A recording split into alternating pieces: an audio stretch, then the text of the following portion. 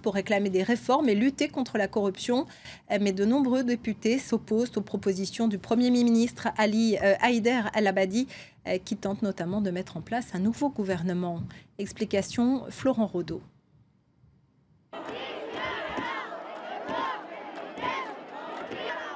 La colère de ces manifestants à l'adresse de leur Premier ministre Haider Al-Abadi. Réunis par milliers dans le quartier de la zone verte à Bagdad, ils demandent un nouveau gouvernement capable de lutter contre la corruption endémique qui touche le pays. La manifestation, à l'appel de l'influent leadership Moqtada al-Sadr, s'est déroulée dans le calme, encadrée par une forte présence policière. Nous manifestons pour soutenir notre leader Moqtada al-Sadr, qui souhaite des réformes globales. Nous attendons des réformes et des solutions radicales, et pas un gouvernement de technocrates.